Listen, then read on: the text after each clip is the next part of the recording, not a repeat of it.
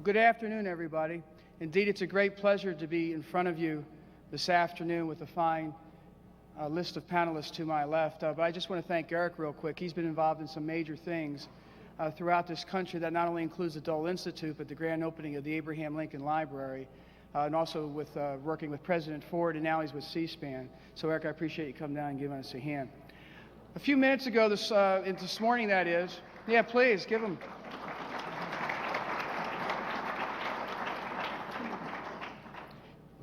A couple hours ago, basically, an hour and a half ago, we started the program with the Medal of Honor recipients. Then we followed a call to service, which really talked about, I guess I can't get too much in front of this mic, which really talked about December 7, 1941. You heard some great stories, some different things as we entered the war.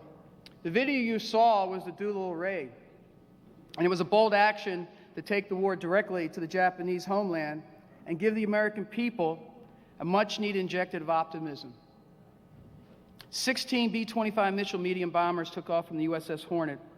And although the destruction was small, basically to the island of Japan, we hit them hard and infected their psyche that was everlasting.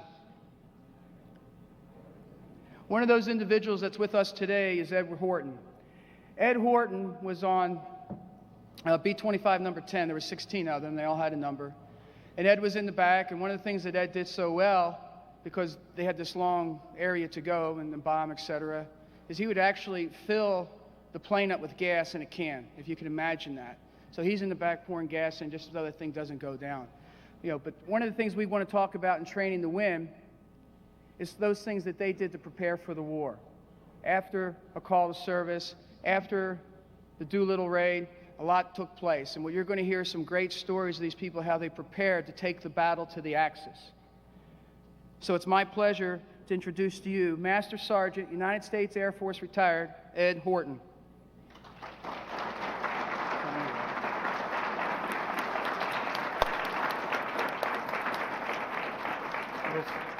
Good evening, everyone. As you know, April the 18th, 1942 was the date of the Tokyo raid. There was 16 aircraft loaded on the aircraft carrier Hornet, moving toward the mainland of Japan. We were intercepted by a Japanese picket vessel and had to leave the carrier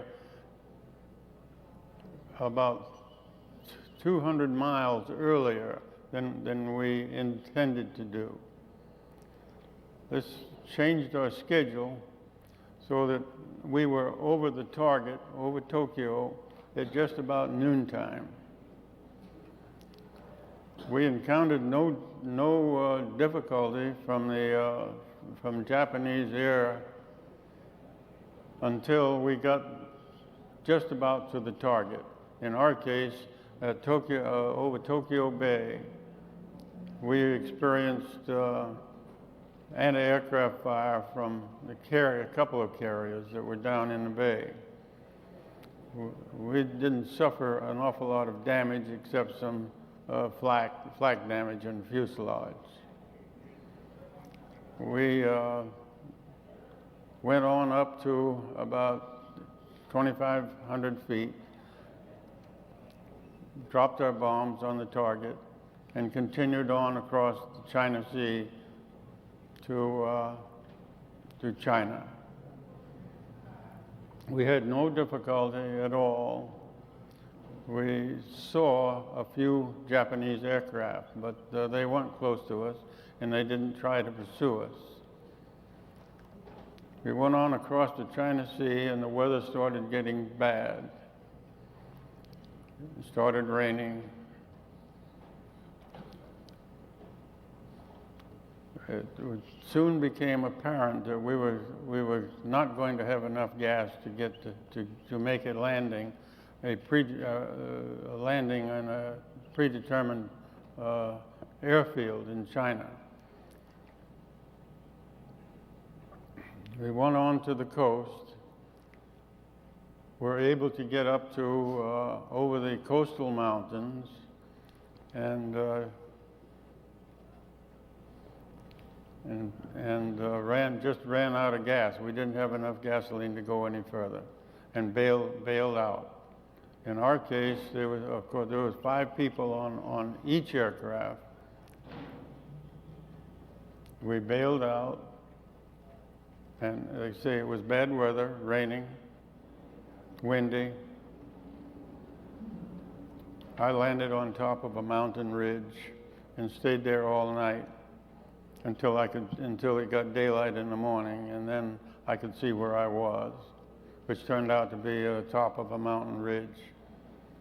I walked on down the mountain, down into the valley, and I could see the Chinese going to work.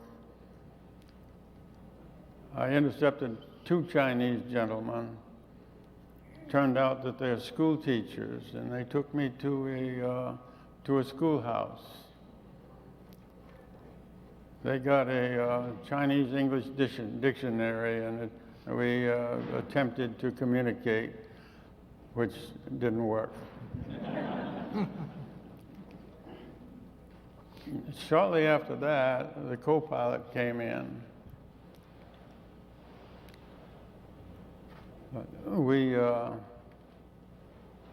That was the only other member of my crew that I came in contact with that day. As you know, we bailed out, aircraft moving quite fast, of course, and there was quite a separation on the ground. After a short time, the Chinese military came in and took over control of us and other people that had been picked up and brought into the schoolhouse. They took us to their little headquarters. We stayed there a good part of the day. Later on, they took us to a Chinese, to an English missionary in a town close by. And from there, we eventually got home.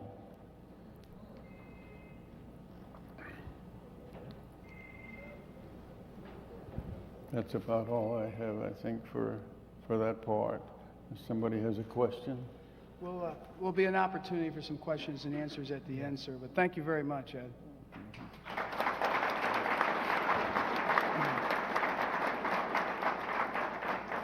Well, hopefully we'll have an opportunity for some Q&A later. And I know one of the things I'd like to maybe talk about a little bit is what they did to the plane so they were able to get off that deck without going into the sea. Our next panelist, Mr. Gene Dowdy, turned 21 in Iwo Jima. He served 32 consecutive days on the island. Gene was part of the original 100 Montfort Point Marines, which was a segregated base in Jacksonville, North Carolina, within close proximity to the base called Camp Lejeune, which is, of course, still there today, where the whites trained. 20,000 vigorous, patriotic Americans known as the Montfort Point Marines served with distinction and honor. 900,000 black Marines served in World War II of the 16 million Americans that served. They served with distinction, like I said. Gene served there for 32 days, fighting off Japanese, carrying out missions with his unit, and serving as a squad leader. It's one of the things that Gene and I have common is one of the first schools I came into the Marine Corps was Camp Johnson, which was also known as Montfort Point. And you learn that when you check in, named after Sergeant Major Gilbert Hashmark Johnson. And the building that holds the Montfort Point Museum today was the old NCO Club. Well, back in 1979, I was a corporal and I was president of the NCO Club. So here Gene and I are coming together and sharing a little bit of history, a little bit of a connection. Gene's come down from New York, and with great pride, Mr. Gene Dowdy.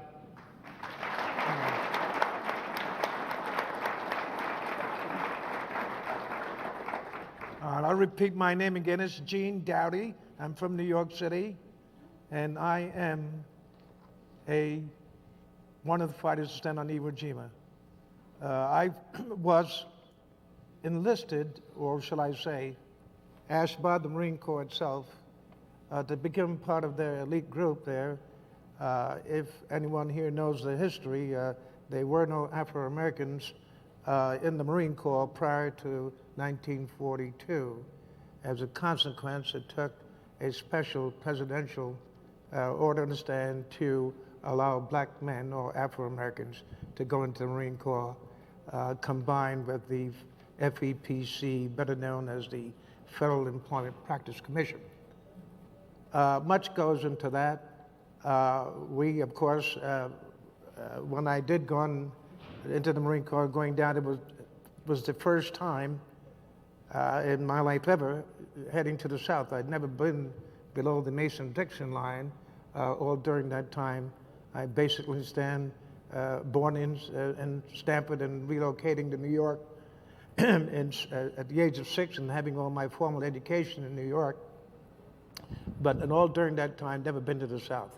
Yes, I've heard stories, I've read articles through other forms of communication.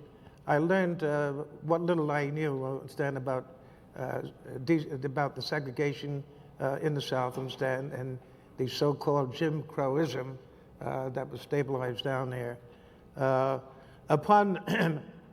When I learned that I was going to North Carolina, there was a question as to North Carolina. There's no recruit depot down in North Carolina. I know there's a recruit Marine depot at Parasol in South Carolina, and certainly at San Diego, California. Even as we speak, or even as I speak today, there are many hundreds and thousands of people, Americans, never knew that there was a third Marine Corps depot. As I said before, the third was a desegregated camp known as Moffett Point Camp, which was part of the complex of the Camp Lejeune area in North Carolina, if you're familiar with that. Upon my arrival at Moffett Point Camp, we were approached and stand by drill instructors. Quite obviously, we had no black drill instructors at the time, since we were the first selectees going down there, and basically all white officers. Just to prelude, there are certainly a lot of myths and misunderstandings and certainly a lot of falsifications regarding the proposed training operational plan to treat Afro-Americans down at Camp Lejeune. What we're talking about really is what do we do with Afro-Americans? Well, I've heard that before, but it seems somewhat of a myth to me, or a misunderstanding. I'm sure that the Marine Corps were well prepared, understand, to establish facts and ways and means of deploying or providing categorical job professions stand to those African Americans who came down, especially with college degrees and professions. Those men basically were about 10 years my senior. The average black at that time was about 18, 19, as it was in the Army and other forces. But we had men who were 10, 15 years our superior, who were well established in their professions, who had doctorates, and of course they were officers in stand from the U.S. Army who gladly relinquished their commissions to become a raw recruit in the Marine Corps. That was a fact. And realizing that maybe not the next year, maybe not 2 years, maybe never, would they ever regain the standing commission or as an officer in the Marine Corps. But they wanted to be part of that group, that esteemed group, and they felt certain about themselves, and this was something that would bring them a lot of recognition. Getting back to the training focus now, again, we probably had, and I would really put that on record, we had the most diversified number of skilled men coming into Moffett Point during those first few years of recruitment. As I said before now, all these men who were coming in were selected by the Marine Corps. We're not talking about a draft status now, and we're not talking about, well, we did have some who went and volunteered, but still they categorized them as men who were especially gifted and talented and men understand that the Marine Corps really wanted. But again, getting back to the diversification, here we have these very able, some very overqualified. What do you do with these men? Again, I say, yes, the Marine Corps knew what they wanted to do. It's not that what they wanted, I mean, what shall we do with it? The point was that they had firmly established in the Navy Department was to start off with an infantry battalion comprised of black men, soon to be incorporated in a defense battalion. Here again we go again with the first. A lot of people today, even as we speak today, even Marines who had 25 and 30-year hitches did not know, and still do not know today, many of them, that we had 2 full Marine defense battalions in the Pacific, all with very able, qualified men. The structure of a defense battalion is varied and very wide of very skillful personnel. Not every Tom, Dick, and Harry can fire a heavy weapon. Not every Tom, Dick, and Harry, understand, can be a part of a communications system. We're talking about a very number of very able skills that these men must have in order to be a part of a defense battalion. Since so it went on, we were able to meet those qualifications, got men there, and so they were established. And then later on, as the draft took its effect, or the draft came full effect, then of course we were forced to take men and understand, just barely making high school. And we decided, not we, but the operational planning decided that they were going to put them in less menial positions instead, and that would be a depot company or an ammunition company, but still in an ammunition company, which comprises of a lot of ordnance activities and know-how. Certainly had to have very skilled and able people to handle weaponry and to handle that kind of arm and start on fire. Then again, so we ended up with 42 depot companies by the end of the war and about 12 ammunition companies. Well, let me tell you something. Those men fought under very difficult conditions. Basically what they didn't stand was to handle ammunition and cargo, et cetera, but always very mindful and always be prepared that one time or the other, while they were engaged with the enemy, they might be put in harm's way, and it occurred probably on every engagement or every deployment that made. So much so that our former commandant,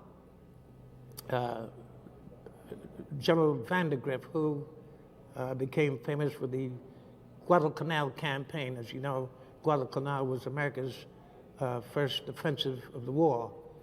And of course, we learned a lot there in Guadalcanal. There were no presence of blacks then because this was just prior to when blacks came into the Marine Corps.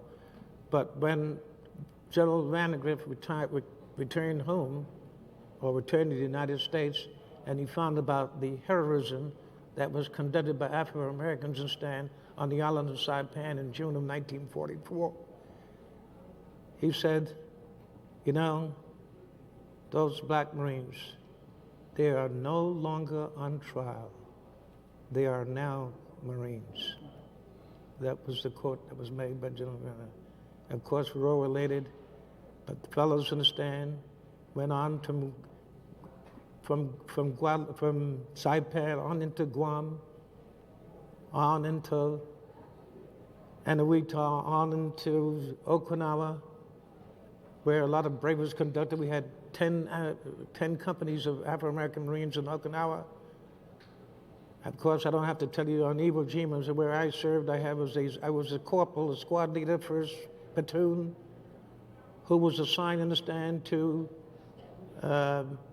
security at one point, well into perhaps the 24th or 25th day since the landing at Iwo, and we were accosted, or better yet, at about 2 or 3 o'clock in the morning, there was a banzai attack by fierce Japanese, a last stand, so to speak, 300 of them. The point, or their objective and stand, was to kill or annihilate U.S. airmen as well as Navy airmen in a nearby bivouac area. And that bivouac area was near one of the 3 airfields that we had in Moriyama. Moriyama was the name of the airfield. The Japanese started on 3 and never really finished the first one, and it took our Navy CBs and stand to complete that in 72 hours, and we were able to land planes there. So the point was, knock out those pilots, knock out those planes, knock out the airfields, understand? And we all, of course, had a sense of the fact that, you know, Iwo was just not an island or a speck in the Pacific, but most notably, it was part of the Japanese homeland. There were only 100 couple miles, 100 miles or 200 miles, 300 miles to be exact, from Sasebo, which is the southern portion of the Japanese islands. So by that, yes, they were protecting their home. Iwo was essentially part of the Japanese, not just part of the Japanese army, but part of the Japanese homeland. And with that, Gene, if I don't move on to Ms. Visser, I'm going to have probably a nurse and a code talker and a Piazza P51 guy who's going to come after me, but hopefully we'll have some time for some more Q&A from the audience. Thank you, Gene. Yeah, sure.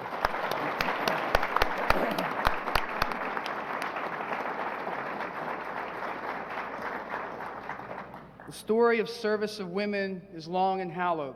2 million have served since the Revolutionary War to the present. 350,000 women served during World War II. It was a woman's war as no other conflict in history. But I have to say, when you think of the nicknames we gave some of these women, someone had a sordid sense of humor. If you're going to call people waves, spars, whacks, and wasps, think about it. You don't want to mess with a wasp, they're going to sting you. You don't want to get whacked by a soldier. And then when it comes to our spars, who wants to fight with a coastie? I mean, this guy had to be sick who came up with these things. But 350,000 of them, to include women Marines, those who served as nurses, etc. We are fortunate to have Virginia Visser with us today from Lawrence, Kansas. Virginia treated the boys after D-Day, and she was part of the liberation, one of the first on the scene at the Buchenwald death camp during her time. She's seen atrocities as everybody on this panel has seen. So Virginia, I'm going to turn it over to you. Thank you.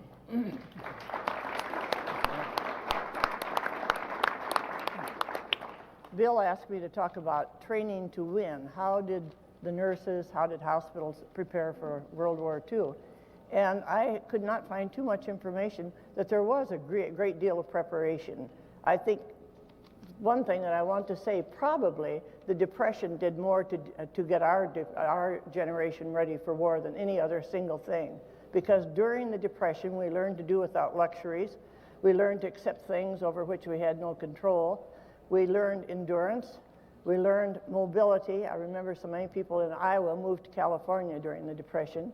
And we learned the familiarity of dealing with a type of militancy called the CCC, the WPA, that I think all of us remember. Yeah.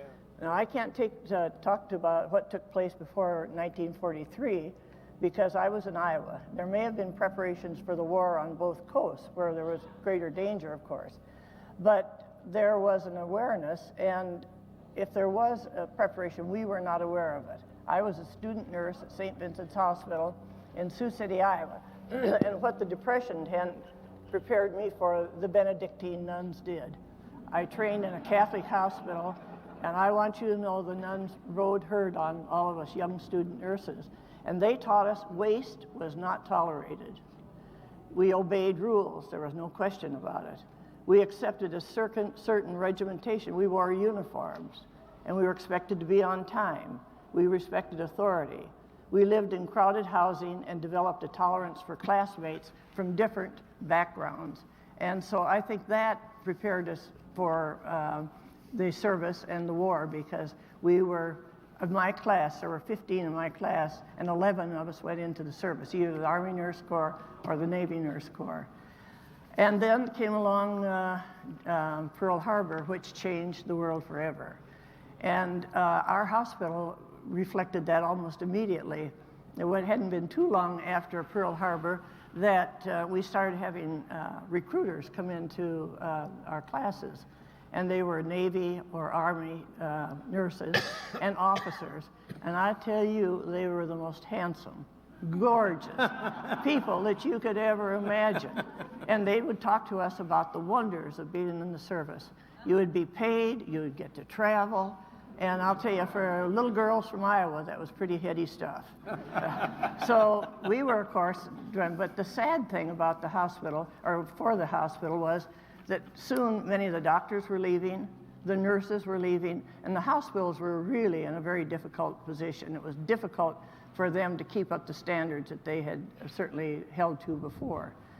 And then in 1942, when rationing had begun, of course, we turned in our ration tickets, and the hospital used them for our food. We, of course, had rules that we had to abide by, and things were going along, and we didn't see too much, except when the Sioux City Air Base was built outside of Sioux City. Our hospital became the first hospital to receive well, there were some injuries, but most of them that were ill because they didn't have their hospital set up. Now, that was pretty nice for the nurses, too, because all these young men that were coming in, that we met young men from New York, California. So a lot of things changed during that time. And we were shown then that we would want to be a part of that. I wanted to be an Army nurse, and as opposed to a Navy nurse, because my chances of going overseas were greater. And I got my wish. And so I think, probably were prepared. When we went into service, we were trained. We knew exactly what we could do. We knew what our role was to be.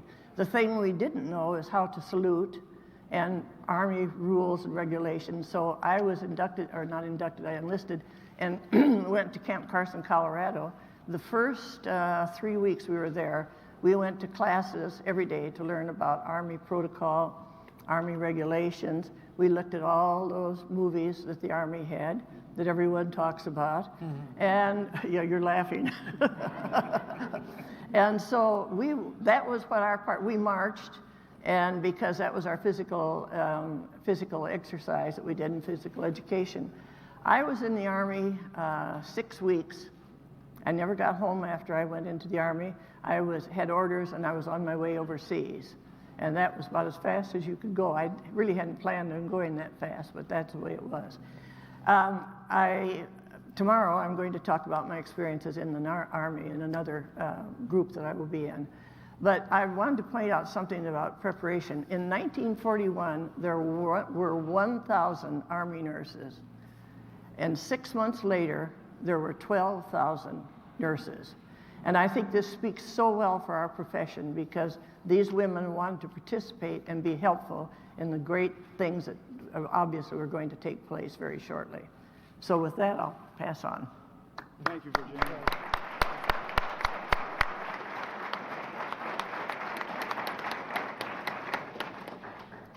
During World War II, just for a bit of information, more than 400 women lost their lives. I told you there's about 16 million who served from America, and only 5% of those went overseas as far as the women nurses go. So Virginia, thank you very much for your service, and your service afterwards is indeed with everybody here. Our next person, Captain Anthony J. Piazza, or Tony. And Tony's a local boy now. He's up in Mandeville, Louisiana. Drove down this morning and brought part of his family, and I'm glad they're here this afternoon. He's a P-51 pilot. His basically job was to go ahead and escort the B-17 bombers over Germany. You know, not too bad. You're up pretty high. The Yak-Yak's missing you. But Tony doesn't talk too much about it, but I found out from talking to him, he had 2 engagements with enemy aircraft, and he got one of them before they got him, and one of them hit in the clouds, you know, Messerschmitt pilots. I got to be careful because I've got one on a panel coming up. But Tony had great prowess in the air, and what he did after his time in the Army Air Corps, a lot of things that you don't know, and a lot of this information you'll see in the bios, but I try to bring out some other things. Tony is a world champion hydroplaner. He achieved that in Montreal, and he was also a national champion out of Dayton. So Tony did some things after the Army Air Corps, and I think some of the training that he received during his military service helped him to achieve some of those distinctions. Tony Piazza.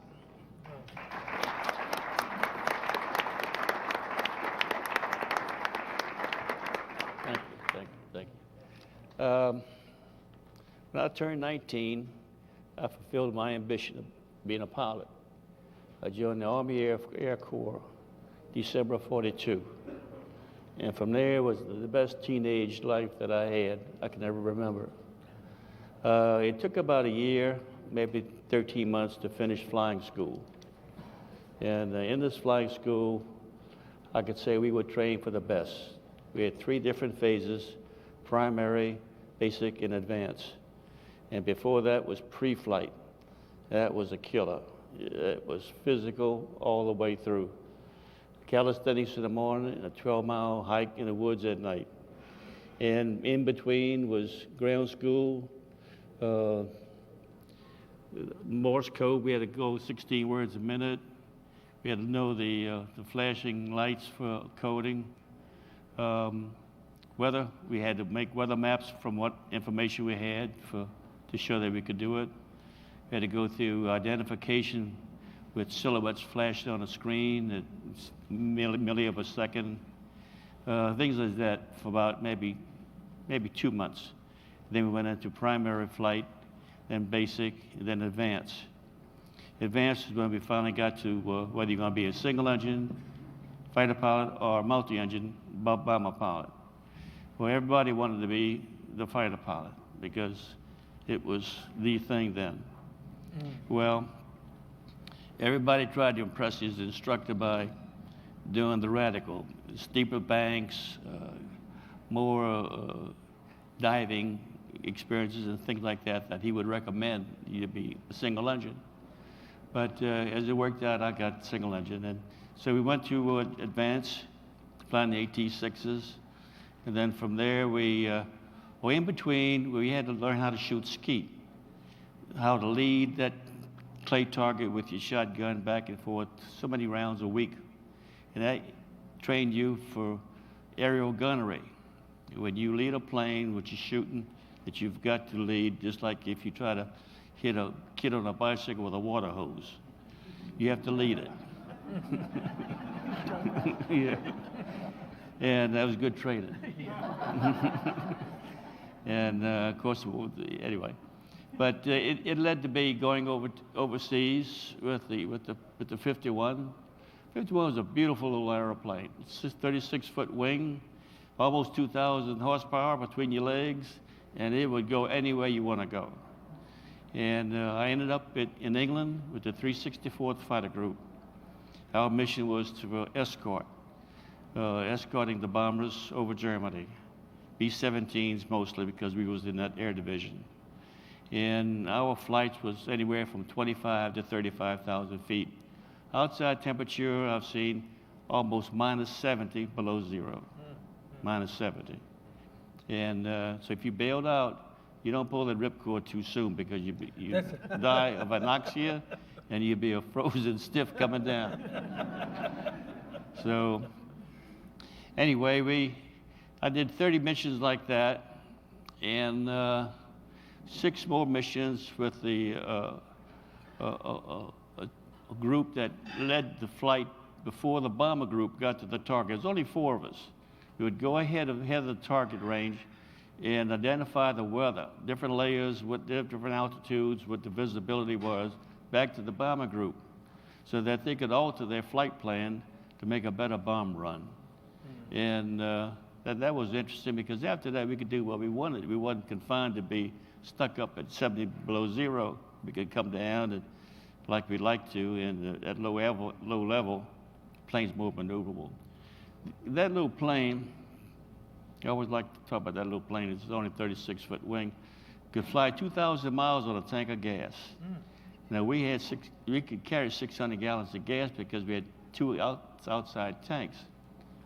As it was, only ran out of gas twice. Once over Liège, Belgium, and I lucked out on that one. and then once over on the coast of England at the RAF field.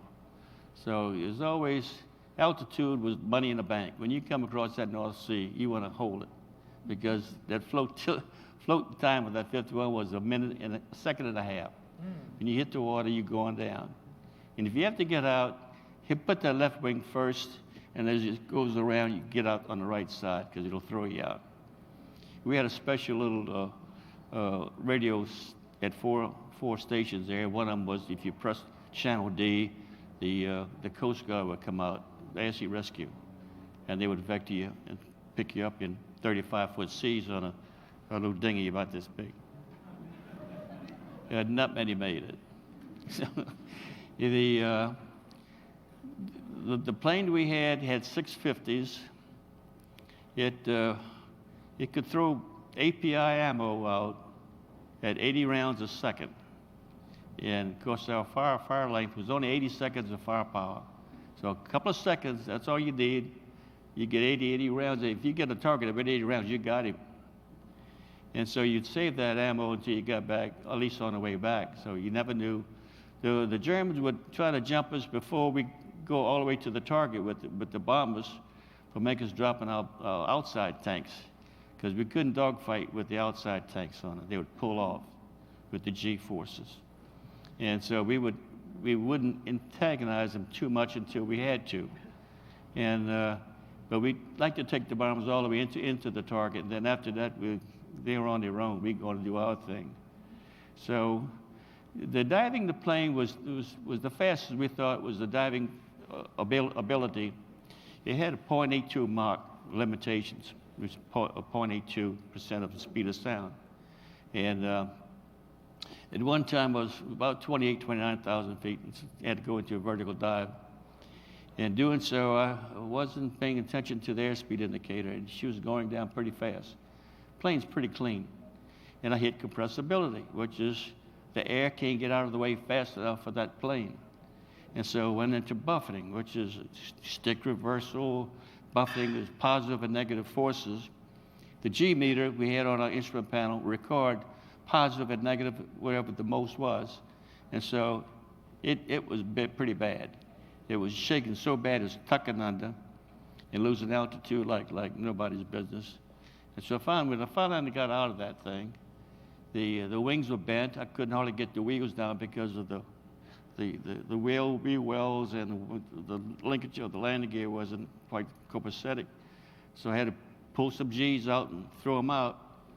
The tail was bent, and the hydraulic system and the propeller, because it had to overrun with that extra speed, broke, and hydraulic fluid came over the canopy. That was okay. But we got it back. They had a junket. It was Class 26, called Class 26. Yeah. Other than that, in the account, I encountered two of the later jets that they had, ME-262s, twin-engine jet. And I was coming back home by myself, as we normally do, because we break up, radio silence, weather in between clouds, over the top, contrails. I saw two of these guys down below, just a pair, about 18,000 feet, I estimated. Well, I knew they've got about 100-mile-an-hour speed on it. So I had the advantage. I had the advantage of surprise and altitude. And they were sitting down there about 4 o'clock low. So I just put the nose down and just kept getting behind them. My airspeed was going up 300, 350, 400, 4.25, 450. I got them. I was right on one of them. I got the leader. He pulled real sharp left turn, and I remember my skeet shooting, and I started getting that kid on the bicycle, and I finally got some hits on the right wing root, and he caught a fire. I knew that somebody was in my back pocket back here. He's wingman, so I did a quick flip and tried to chase him down, but he figured that kid from Louisiana, he better get out of the way of him. So he dove down through the overcast, and I lost him temporarily. So I dove on down through, and I broke out about 3,000 feet. It was raining like hell down there. It was dark, so I pulled back on the fluid instruments all the way back to the top. He was gone. He went back home, I guess. But on the way back, You had other things. Only one thing one thing you don't want to do up there is if you have to urinate. You've got no place to urinate. This cockpit is 21 inches wide. You've got long underwear. You've got your uniform on. You've got a woolen flying suit. You've got a G suit. You got a Mae West on it. You got a jacket on it. You got 2 sets of leather gloves. You hooked up for your G suit. You hooked up for communication for your throat mic, or your headset, your oxygen mask, and to urinate in that thing is just bad. Tony, do you need to go now? Huh? You okay? Thank you, Tony.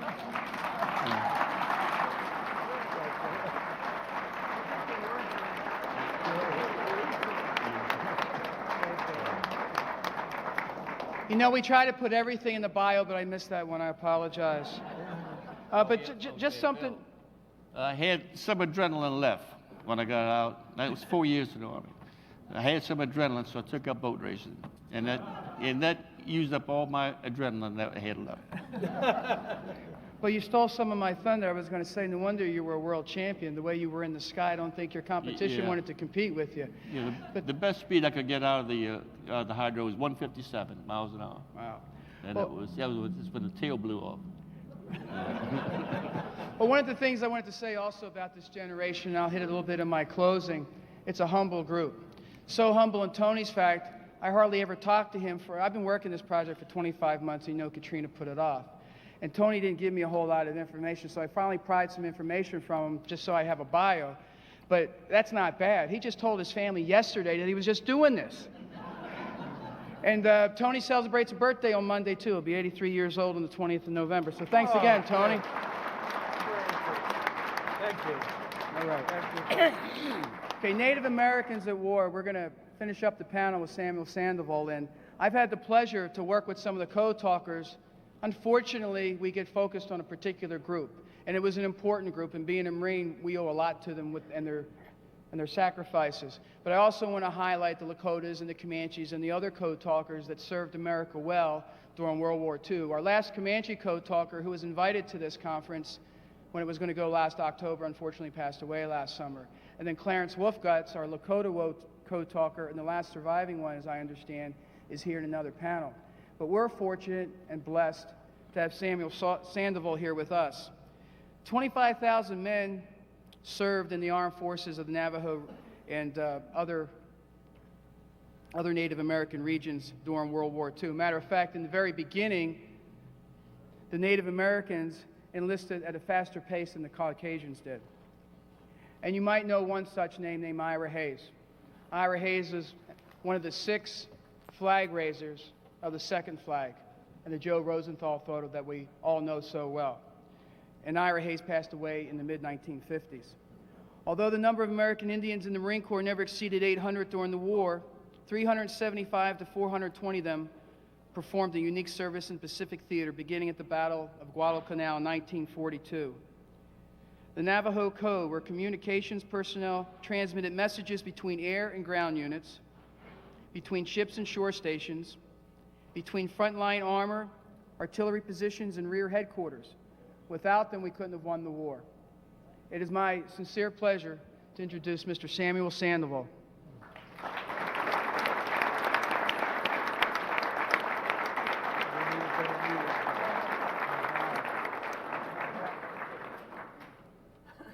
Good afternoon. Being a young man at the age of 17, I enlisted in the United States Marine Corps. During those days, there was a call for young Navajo boys between the ages of 17 and 30, and to be fluent in Navajo and to be fluent in English.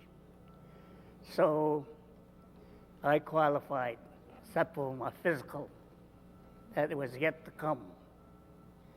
Today, I will give you a brief highlight as to development and the implementation of the Navajo Code.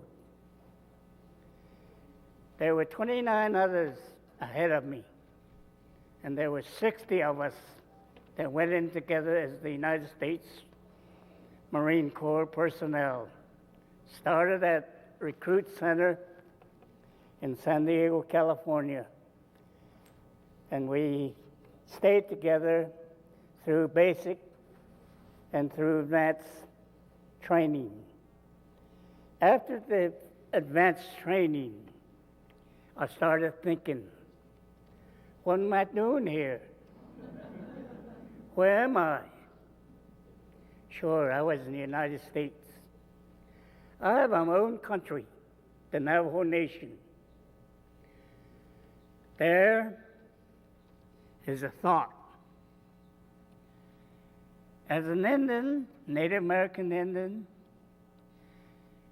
right at the age of 18, I tried to register. The county level, city level, all the way up to the federal level. No, you're an Indian. I let it go at that. Why was I in the Marine Corps? The question arises.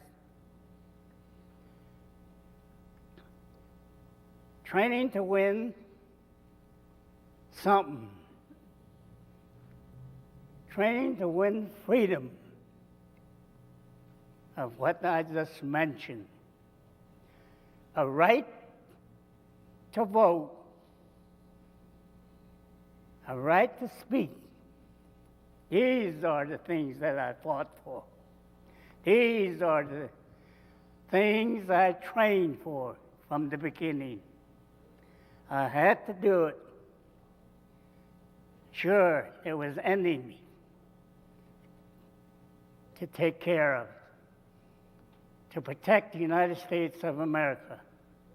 Also, to protect the Navajo Nation and my people. Again, coming from training, I went through the regular Marine Corps directive as a recruit into advanced training. There was nothing special mentioned as a Navajo Indian. We went through training like any other Marine personnel until after completion of the recruit depot training. Entering the advanced training at Camp Pendleton, Oceanside, California, there is what I found I was getting into. There were 29 others ahead of me, 20 other Navajos, and we joined them. They were developing a code out of the Navajo language. Let me say this for clarification. Ordinarily, many people throughout the United States, throughout the world, has the assumption that we use the everyday language. No, sir. The Marine Corps says, you boys, you Navajo boys, develop your own code so we can use it in combat without being decoded by the Japanese military forces. And it was a struggle because the Navajo language does not carry, does not speak, and it is unwritten, very complex, and you have 26 alphabet in English, nothing. And there's such thing as military terms in the Navajo language. So what did we do? We have to come to the concession as the Navajo code talkers that we're training, that we will think back to our original home, back to Mahoguan level, what we are familiar with. You have surrounding mountains, you have the insects, you have the birds, there we are. So we take the Navajo language and take those words out and put it into code. There's two kinds of Navajo language there. Today I can talk Navajo language to my wife here. She's a full-blooded Navajo. She wouldn't understand it. She thinks there's something wrong up here. That's the way how it was. That's the way we train. We memorize it. The first 29 completed the first alphabet. So, no. The next group, my group, said, nope, that's not enough. Easy to detect, easy to decipher any message, combat message. And so we added 2 more alphabets. There's 63 Navajo code in alphabet compared to 26 in English. And we created and developed 818 words. Oh, boy. Then you run against a sentence. What do you have at the end of the sentence? Usually a punctuation mark. And there's a question mark. How do we deal with it? We don't have a word for it in Navajo language. Every one of you have 2 of them. So we said, let's use ear for a question mark at the end of the sentence. That's how innovative it was. We had to develop it, and we had to memorize it, not carry our dictionary in combat. And that was the way we trained. To learn, to decipher, to send it, to receive it. There we are. The message is complete. There's 3 big elements in that code that we originated as Navajo Marines. 1, there's security in it. Number 2, there's accuracy in it. And then the 3rd one, there's speed. We can send message while you send it by Morse code, takes forever to confirm their code, their message. Ours would take a few seconds. Very urgent message that we receive from our commanding officers, whether it's on the front line or rear echelon or in between. The message is there. So, why did I go to war? As I said, to gain my independence as a Native American, having the rights and privilege of the things, the responsibilities that all the dominant society enjoyed for hundreds and hundreds of years. So today, I can talk about it everywhere I go. Where can I go where they can't shut me off? I'm able to vote, the state, all levels of government. And I can speak any place that I want to go.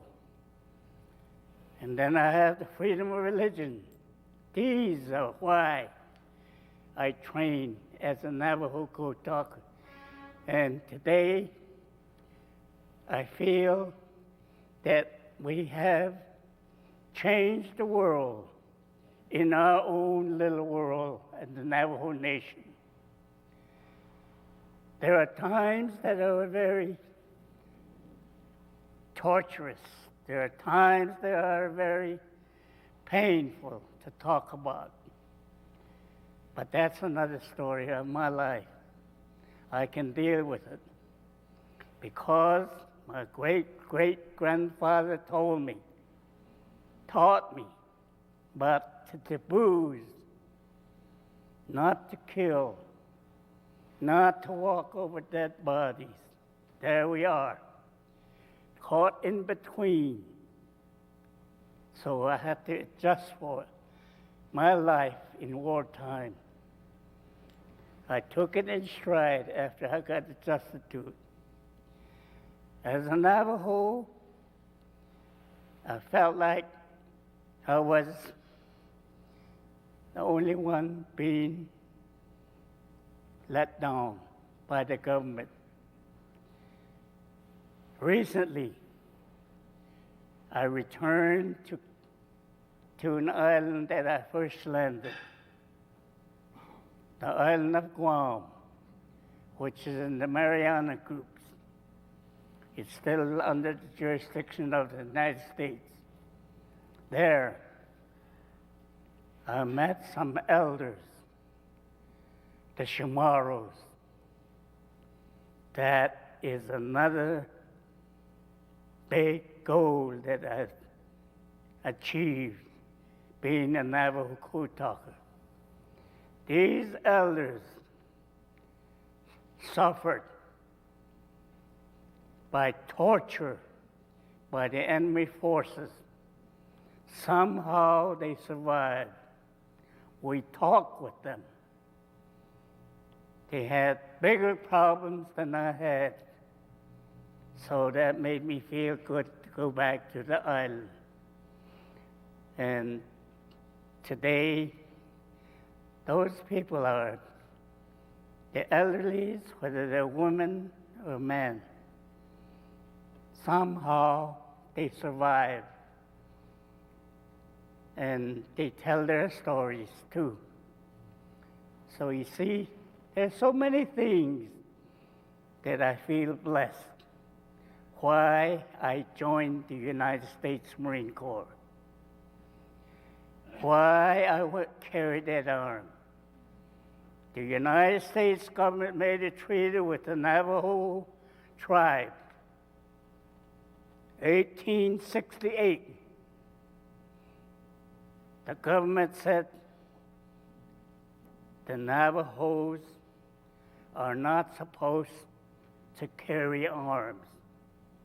I had it on my shoulder for 4 years.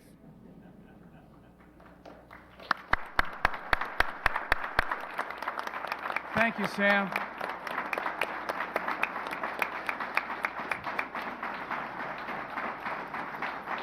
Another thing.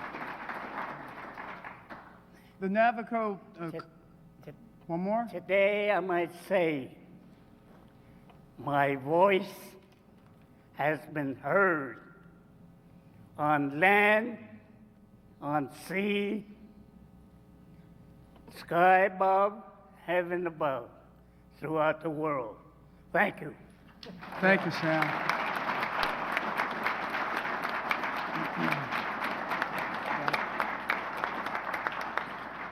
The code talkers and their language is legendary, and the Japanese never decipher it.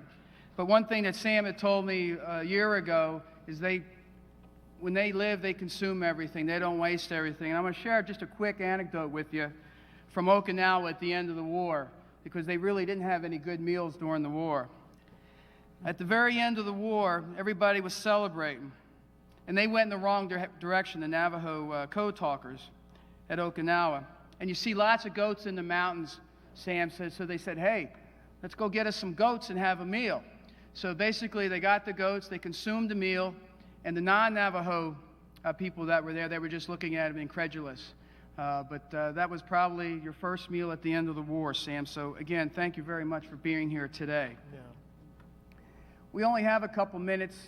The veterans are going to be around here for the next few days. We're going to have to get ready for the next panel. But I want to go over a couple of things real quick before we end. I know I've got to get them upstairs and get ready for the next group, which is going to be the War at Home, Slacks and Calluses, which is going to start at 3:45. You hear the anecdotal side of the World War II, what we have here and what we call Memory Hall. And on the other side, you have the world of history. And the world of history is important, but it's important from this aspect. We have great authors and people over there who write about the war, but they can't write about it unless they talk to these folks or do those research. And it's these gentlemen and ladies on my left and those that you will hear over the next 3 days who came out of a Great Depression, as Virginia Visser said, learn to do without. They fought this great war, and they rebuilt this country. And as Sam said, gave them the freedom to do what he wants, but also everybody in this room, that we have the freedom to hold conferences like this, and not just to bring Americans together, but also the Allies, all the Allies, and the Axis powers, where we can come together and we can share, and we can talk about it, the time in life that changed the world. And from, again, from the bottom of my heart, and knowing some of you guys for several years, it's just a great pleasure to have dealt with you on this panel, and I look forward to working with you in the future. So thank you very much. Thank you.